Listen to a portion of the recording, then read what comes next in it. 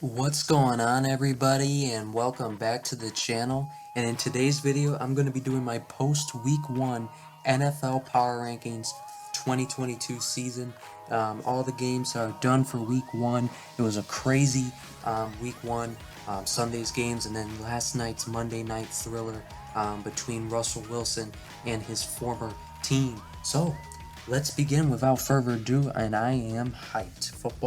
NFL football is officially back. So, coming in at worst in the NFL, at number 32, I have the Jaguars. The Jaguars have been the worst team in football over the last couple of years. And, they gave a good battle with the Washington Commanders, even led by 11 points at one point, I believe, in that game. But I question how good are the Commanders really, and the Jaguars, Trevor Lawrence really didn't look any different from last year. He threw a game-losing interception, and when your defense is getting torched by Carson Wentz the way they did, it's pretty concerning. Coming in at number 31, I have the Texans, who shockingly was dominating the Colts 20-3 entering the fourth quarter, but then the Colts woke up, sent the game to overtime, and it ended up being a tie. I think the Texans are still one of the worst teams in the league despite having that good game. Coming in at number 30, I have the Jets, which, the Jets, bear a lot of optimism with them coming into the season. But that week 1 game was not very good. They didn't put up much of a fight. The final score sounded closer than it really was. They got dominated in all phases of the game. Coming in at number 29, I have the Falcons, who blew another lead. They had a 26-10 lead over the Saints, and they wound up losing 27-26. Coming in at number 28, I have the Panthers, who had a heartbreaking loss, especially heartbreaking for quarterback Baker Mayfield losing to his former team in the final seconds of the game, where the Browns made a game-winning field goal. But overall, there was some good things that the Panthers did. Coming in at number 27, a team that season has collapsed so quickly, and the Dallas Cowboys is who I'm talking about. That was a terrible week 1 showing.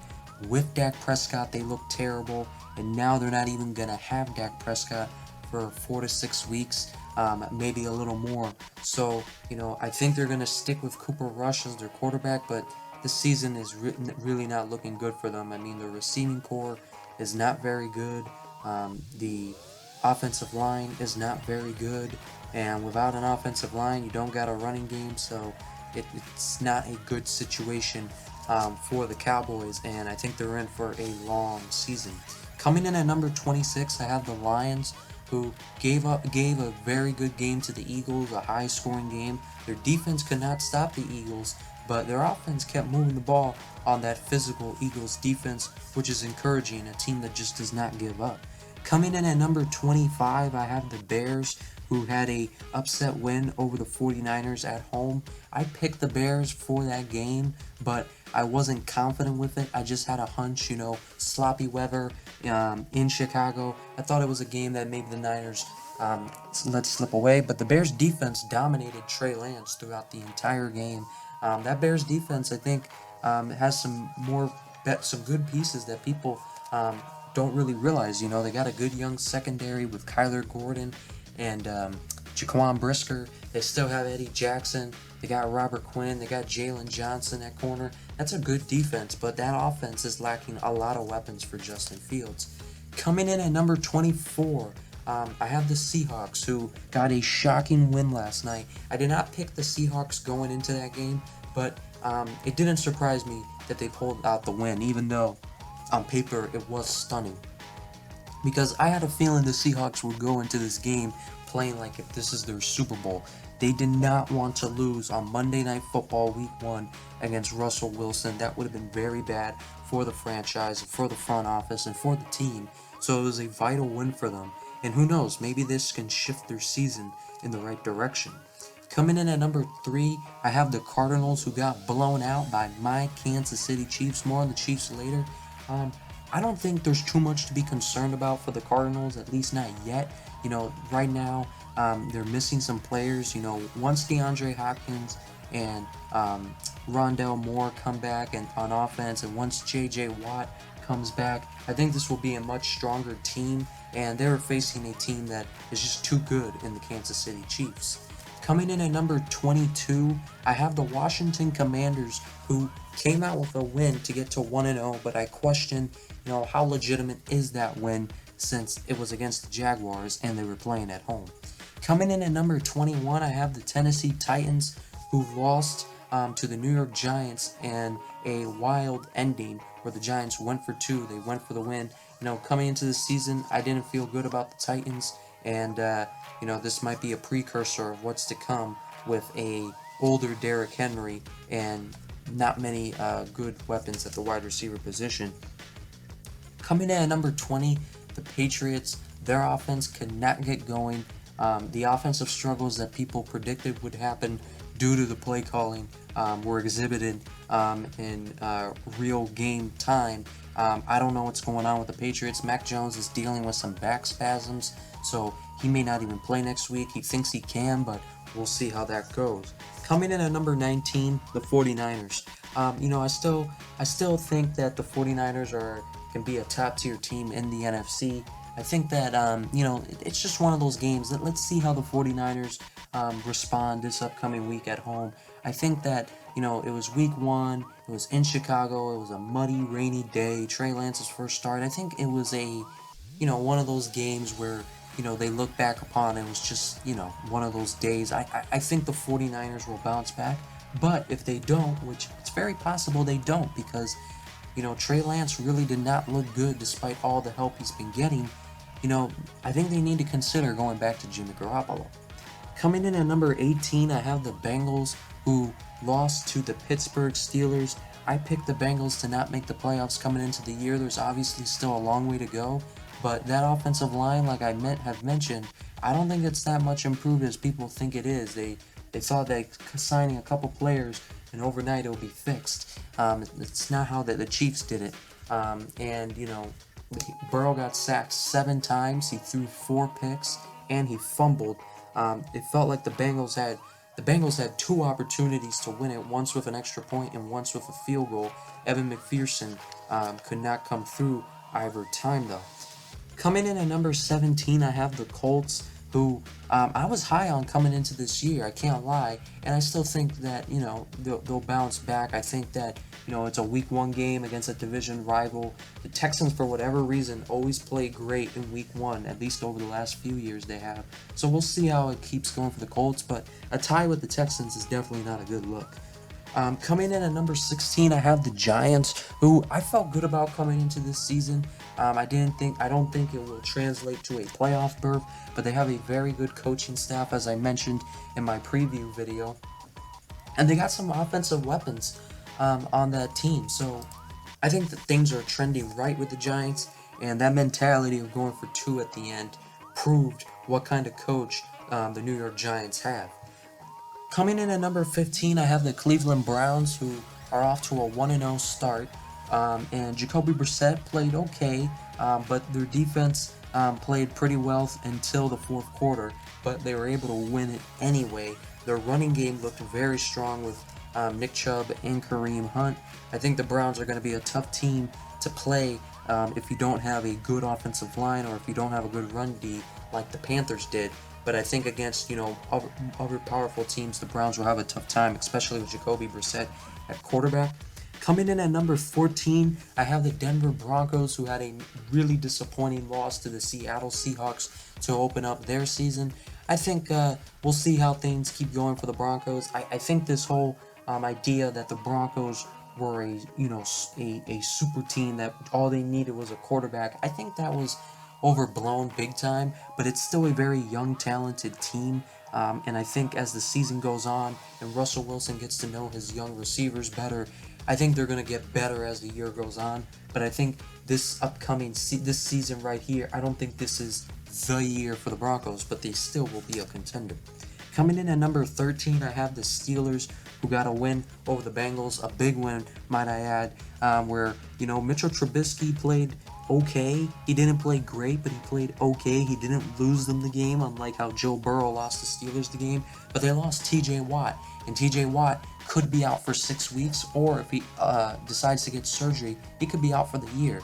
And that would be the ultimate blow to the Steelers team. Coming in at number 12, I have the Raiders, who lost to the Chargers in a tight one. Derek Carr fumbled the game away. I mean, Davante Adams had a big game. The defense held up, and when the Raiders' offense really needed them to, it's just Derek Carr was not able to get it done, and that's why Derek Carr is not considered a top-tier quarterback. Coming in at number 11, I have the Green Bay Packers, who had a dominating loss to the Minnesota Vikings. Last year the Packers lost 38-3 to the Saints. Now they got beat 23-7 this week. I don't think it's time to press the panic button yet in Green Bay. I think for Rodgers, it takes longer for him to adjust with these new receivers, but it definitely did not look good. Their offense could not move the ball whatsoever, and, gotta wonder how much is the Davante Adams loss meaning to this team. I feel that it's a lot, but I still think they can correct it and still be an efficient offense down the stretch. That's why I still have them high despite the loss. Coming in at number 10, I have the Dolphins, who got off to a 1-0 start and a big win over the Patriots, their division rival Patriots. Tua Tagovailoa gets to 4-0 against Bill Belichick. And Tyreek Hill, he had some catches. He had a productive day. He had close to 100 yards receiving. Tua did miss him downfield a couple of times where he didn't look downfield, where he could have hit Hill. So that's something they're going to have to work on, and for us as the audience to keep an eye on. Coming in at number 9, I have the Saints, who came back and beat the Falcons 27-26. An important win for them to get their season going and the post-Sean Payton era going. Michael Thomas looked good. So, yeah. Coming in at number 8, I have the defending Super Bowl champion Rams, who, they got dominated. They got blown out by the Buffalo Bills, which is not what I expected to happen in that game. But the thing about the Rams is, and it's not been stated enough this offseason, and, people really didn't pay attention to it, including myself, is that this team lost a lot of key starters, but I feel like we kind of neglected that because it's the Rams, it's Sean McVay, and we thought they would, it won't really matter. But they lost 5 key starters from last year's Super Bowl run. They lost Sony Michel, their starting running back. They lost Odell Beckham Jr., their number 2 wide receiver. They lost Robert Woods, who was important for them throughout the regular season before he got injured. They lost Von Miller, and that proved to be pretty bad in that Thursday night game. And they lost Eric Weddle, a veteran safety. So they lost 5 key notable starters on that team. And I don't think that was, addressed well enough. I think Allen Robinson is not as good as Odell Beckham Jr., not as clutch. I think Allen Robinson was an overhyped receiver that, was overhyped for being underrated, when in reality he's just what he is, a slightly above average receiver. Aaron Donald was really missing having another guy there next to him because he was facing double teams and even triple teams. He only had 1 sack the whole game. So it's still the Rams, and I think they will correct it and they'll be fine as the season starts to get into full swing. They have an easier matchup next week against the Atlanta Falcons, but I think it's critical for this team to be able to bring back OBJ at some point during this season if they want to make another deep playoff run.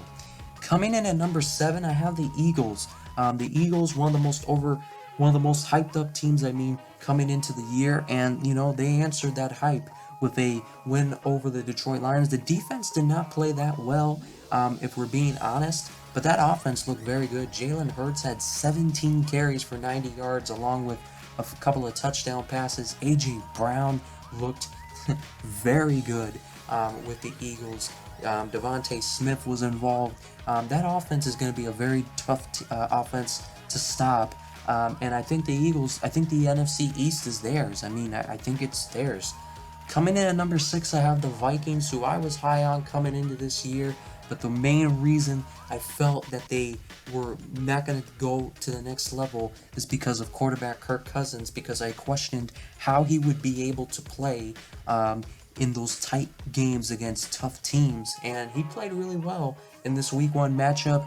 Justin Jefferson went off, had a big game. Their defense, like I mentioned earlier, shut down the 2-time reigning MVP. So a great start for the Vikings, but they got to keep it going. Coming in at number 5, I have the Buccaneers, who, they got the win over the Cowboys. Their defense played really well.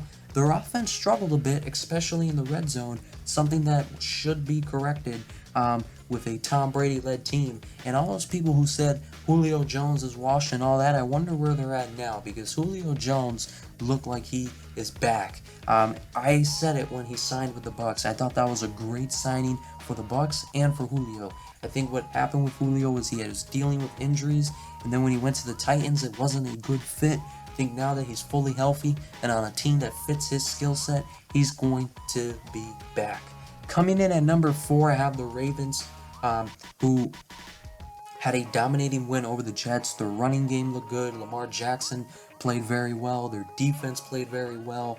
I think the Ravens are going to be one of the toughest teams to beat down the stretch this year. Coming in at number 3, I have the Chargers, who were able to hold on to the win. It started to feel like a classic Chargers loss where they choke a lead when they gave the ball back to the Raiders. But this time it was different. The Chargers defense held up, and that was the big focus of this Chargers team during the offseason. Make that defense way better, and that's what they've done. They have now, I think, one of the better defenses in the NFL, and it really showed containing that explosive, or at least on paper explosive, Raiders offense. And Justin Herbert was making great throws all over the place. They got a big time matchup coming up this Thursday. More on that in a second. Coming in at number 2,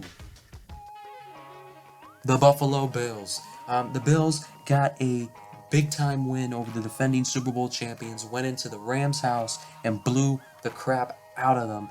The Bills are the darlings right now among the media, but I will point this out about the Rams, about that game. I feel that game said more about who the Rams.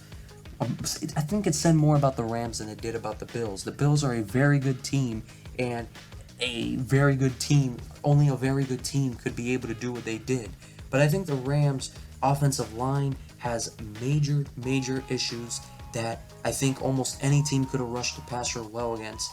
And along with the Bills, I think the Von Miller hype right now is a little out of control. People saying he's a top 5 pass rusher right now. Here's the thing. I think that this game may be Von Miller's biggest game, his best game of the year, because I feel like, it's week 1. He's an older player, and it's week 1, so he's fresh. He's fresh. As the season goes on, he's older. It's going to be harder for him to keep up this production. And then to add to it, he was fired up. It was against his former team. So I want to see if after week 4, week 5, Von Miller is still looking like 2015 Von Miller. And my answer would be no. And Josh Allen played very well, threw a couple of picks though. Stephon Diggs did his thing. This Bills offense is going to be very hard to stop this season, but they can be stopped. Coming in at number 1, I got my Kansas City Chiefs. Look, the Kansas City Chiefs proved that Tyreek Hill was just a small part of their offense. They have weapons all over the place. So many new guys emerging. They got Mecole Hardman still. Who was running some great routes. They have Juju Smith-Schuster, who was very involved in the first half. They have Sky Moore, the rookie, who looks good. They have Marquez Valdes-Scantling, who stretches out the defense. Travis Kelce looks like he's 23 years old. Jody Fortson, a new weapon emerging for them as their tight end too. All of their running backs looked good and had a burst to them. So this team has so many weapons, and I think this offense is going to be even better than it was last year, with all the spreading of the ball around that they are going to be doing, and their defense looked good. Hey, the Chiefs traded a cheetah for a pack of hyenas, and I think that trade is going to go down as one of the biggest trades for the Chiefs, and it's going to make sense. They got so many great starters and young talent off of that draft package that they got for Tyreek Hill. And they beat the Bills last time they played them, and in fact, they've beaten the Bills 3 of the last 4 times they played them. Patrick Mahomes is 3-1 against Josh Allen. So, in my opinion, sure, the Bills can beat this team and beat that team, but until they beat the Chiefs, I think that if the Chiefs are looking good and the Bills are looking good, the tie goes to the Chiefs because the Bills have just proven that they cannot beat the Chiefs when it matters most. So until they do that, I think the Chiefs are still better than them, and I have the Chiefs as the top team in the NFL after week 1. Comment down below what you guys think about this though. But other than that, I'll see you guys next time.